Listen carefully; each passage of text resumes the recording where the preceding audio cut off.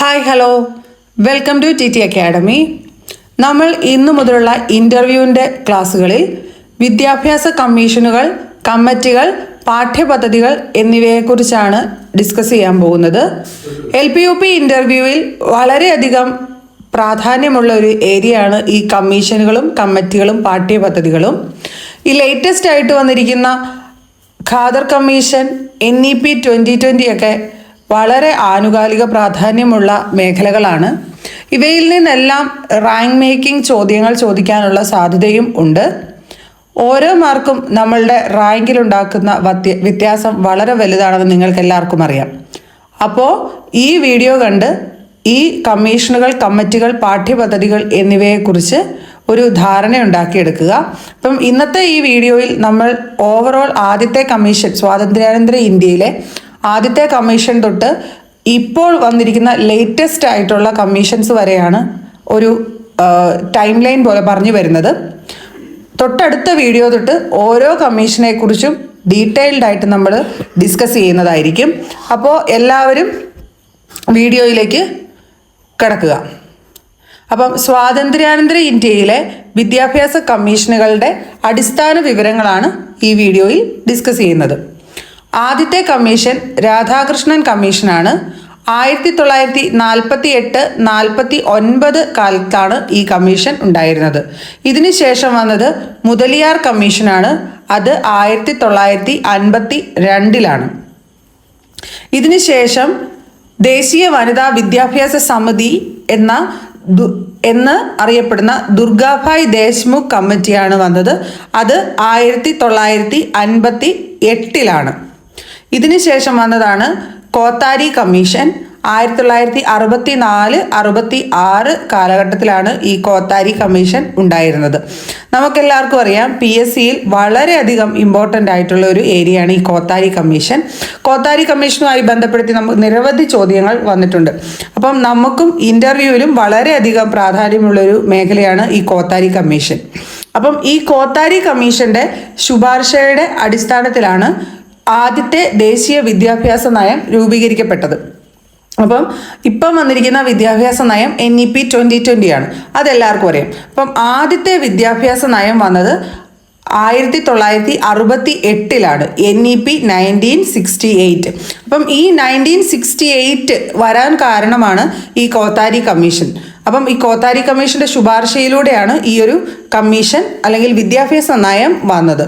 അപ്പോൾ ഏകദേശം 2 പതിറ്റാണ്ടുകളോളം ഈ NEP 1968 നിലനിന്നിരുന്നു. പക്ഷേ ഈ വിദ്യാഭ്യാസ നയത്തിൻ്റെ മന്ദഗതിയിലുള്ള പുരോഗതിയും പിന്നെ സുസ്ഥിരമായ പുരോഗതി കൈവരിക്കുന്നതിന് നിരവധി നൂതന പരിപാടികളുടെയും പരിശീലനങ്ങളുടെയും തുടക്കവും എന്ന നിലയ്ക്കാണ് പുതിയ വിദ്യാഭ്യാസ നയം രൂപീകരിച്ചത്.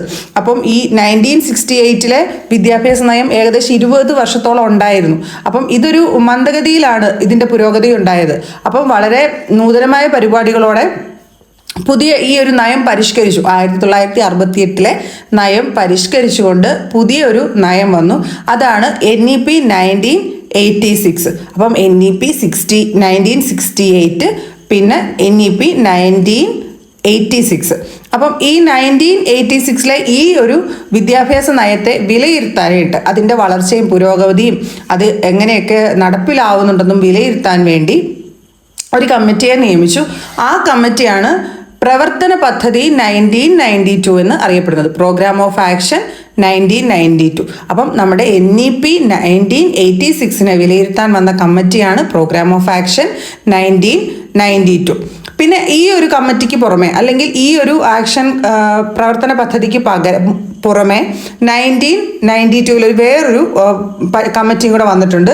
ആ കമ്മിറ്റിയാണ് 1992 സ്കൂൾ കുട്ടികളുടെ പഠനഭാരം കുറയ്ക്കുന്നതിനുള്ള മാർഗങ്ങളും നിർദ്ദേശങ്ങളും നൽകുന്നതിനായിട്ടാണ് ആ കമ്മിറ്റി വന്നിരിക്കുന്നത്. ആ കമ്മിറ്റിയാണ് യശ്പാൽ കമ്മിറ്റി. അപ്പം 1992 2 കമ്മിറ്റിയാണ് വന്നിരിക്കുന്നത്. ഒന്ന്, കുട്ടികളുടെ പഠനഭാരം കുറയ്ക്കുന്നതിനുള്ള മാർഗങ്ങളും നിർദ്ദേശങ്ങളും നൽകുന്നതിനായിട്ട് യശ്പാൽ കമ്മിറ്റിയും, ഇനി NEP 1986 വിലയിരുത്താൻ വേണ്ടി വന്ന പ്രവർത്തന പദ്ധതി 1992. അപ്പോൾ ഇങ്ങനെ 2 കാര്യങ്ങളാണ് 1992 ഇതിനുശേഷം ദേശീയ പാഠ്യപദ്ധതി ചട്ടക്കൂട് NCF വന്നു.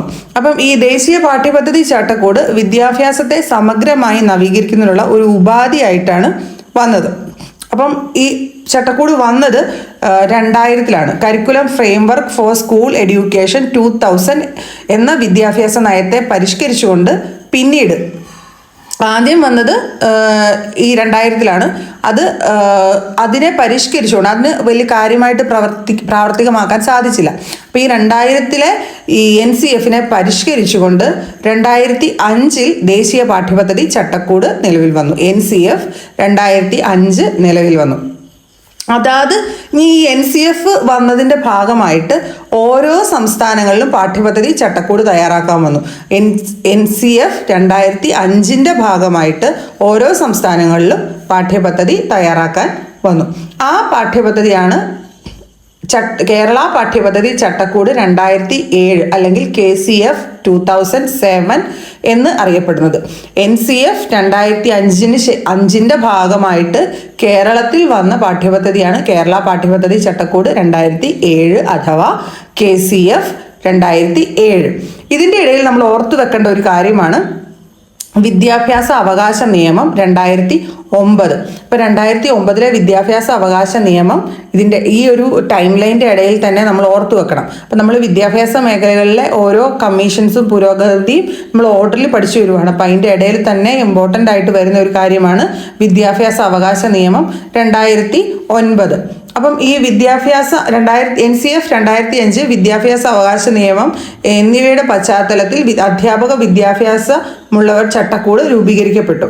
അതാണ് ദേശീയ അധ്യാപക വിദ്യാഭ്യാസ പാഠ്യപദ്ധതി ചട്ടക്കൂട് 2009 എന്ന് അറിയപ്പെടുന്നത്.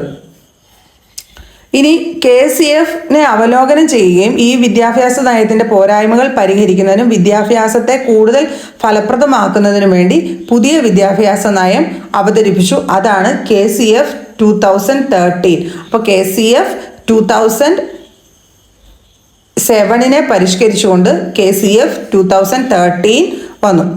ഇനി 2009-ലെ വിദ്യാഭ്യാസ അവകാശ നിയമത്തിൻ്റെ പശ്ചാത്തലത്തിൽ പ്രീ സ്കൂൾ തലം മുതൽ ഹയർ സെക്കൻഡറി തലം വരെയുള്ള സ്കൂൾ കുട്ടികളുടെ വിദ്യാഭ്യാസത്തിൻ്റെ നാനാ ആവശ്യങ്ങൾ പരിശോധിച്ച് നിർദ്ദേശങ്ങൾ സമർപ്പിക്കുന്നതായി കേരള സർക്കാർ ഒരു കമ്മിറ്റിയെ നിയമിച്ചു.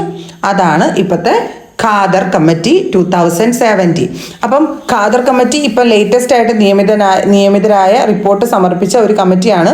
ആ ഒരു കമ്മിറ്റിയുടെ നിയമന ഉദ്ദേശം എന്ന് പറയുന്നത് 2009-ലെ വിദ്യാഭ്യാസ അവകാശ നിയമത്തിൻ്റെ പശ്ചാത്തലത്തിൽ പ്രീ സ്കൂൾ തലം മുതൽ ഹയർ സെക്കൻഡറി തലം വരെയുള്ള സ്കൂൾ വിദ്യാഭ്യാസത്തിൻ്റെ നാനാ ആവശ്യങ്ങൾ പരിശോധിച്ച് നിർദ്ദേശങ്ങൾ സമർപ്പിക്കുന്നതിനായി കേരള സർക്കാർ നിയമിച്ച കമ്മിറ്റിയാണ് ഖാദർ കമ്മിറ്റി.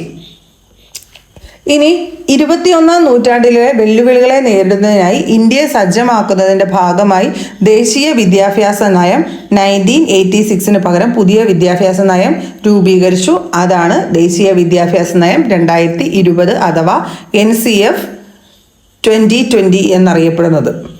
അപ്പം ഇത്രയും കാര്യങ്ങളാണ് നമ്മൾ ഇതുവരെ പഠിച്ചു വെക്കേണ്ട അല്ലെങ്കിൽ ഇതുവരെ നടന്നിരിക്കുന്ന ഈ സ്വാതന്ത്ര്യാനന്തര ഇന്ത്യയിലെ ഒരു വിദ്യാഭ്യാസ മേഖലയുടെ ഒരു വളർച്ചയുടെ ഔട്ട്ലുക്ക്. അപ്പം ഈ ഓരോ കാര്യങ്ങളും പക്ഷെ നമ്മൾ ഇച്ചിരി പ്രത്യേകിച്ച് അവസാനത്തെ ഖാദർ കമ്മീഷനും ദേശീയ വിദ്യാഭ്യാസ നയം 2020 ഒക്കെ കുറച്ച് ഡീറ്റെയിൽഡ് ആയിട്ട് തന്നെ അറിഞ്ഞു വെക്കേണ്ടതാണ്. അപ്പോൾ തുടർന്നുള്ള നമ്മുടെ വീഡിയോയിൽ ഈ ഓരോ കാര്യങ്ങളും വളരെ ഡീറ്റെയിൽഡ് ആയിട്ട് തന്നെ നമ്മൾ വിശദമാക്കുന്നതായിരിക്കും. അപ്പം എല്ലാ വീഡിയോയും കണ്ട് ഇൻ്റർവ്യൂവിനായിട്ട് നന്നായിട്ട് പ്രിപ്പയർ ചെയ്യുക. Thank you for watching.